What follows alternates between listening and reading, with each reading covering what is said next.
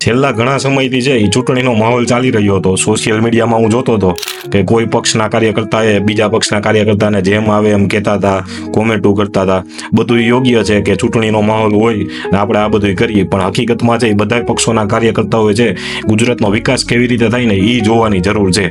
એટલે મેં પણ છે લગભગ તો કોઈને એવું કાંઈ કીધું નથી જેથી છે કોઈને મન દુઃખ થાય, પણ છતાંય છે કોઈ પણ બીજી પાર્ટીના કાર્યકર્તાઓને છે એવું કાંઈ લાગ્યું હોય કે આ ભાઈ છે આવું કહેતા હતા તો એ છે મગજમાં ન લેતા. જે ચૂંટણી હતી એ પૂરી થઈ ગઈ છે. ચૂંટણીનો માહોલ છે એ ચૂંટણી પૂરતો હોય. હવે છે ફરીથી પાછું આપણે છે ગુજરાતનો વિકાસ કેવી રીતે થાય, સરકાર પાસેથી કામ કેવી રીતે કઢાવવું ને એના માટે લાગી જવાનું છે.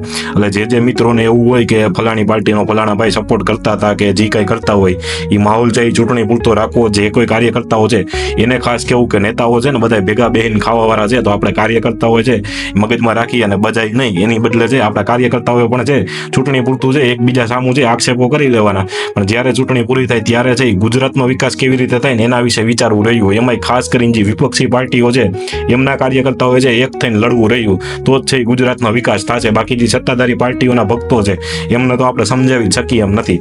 હવે જે કોઈ મિત્રો છે એમને ખાસ મારે કેવું હતું કે જે કોઈ મિત્રો મારા ફોલોઅર છે એ તમામને ખાસ કેવું હતું, તમે કોઈ પણ પાર્ટીનો સપોર્ટ કરતા હોય કે જેટલી ચૂંટણીના દિવસોમાં જે વિડીયો આવ્યો એમાં ઘણા મિત્રોને છે એવું કોમેન્ટ આવતી હતી કે આ વસ્તુ બરાબર નથી, આ વસ્તુ નથી.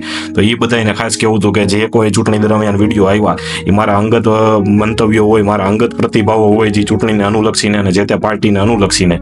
આના વિશે છે કોઈ ફોલોવરે છે મન દુઃખ રાખવું નહીં. બાકી જે અંધભક્તો છે એ તો સમજવાના જ નથી ને એને તો હું કાંઈ કહેવાય નથી માગતો.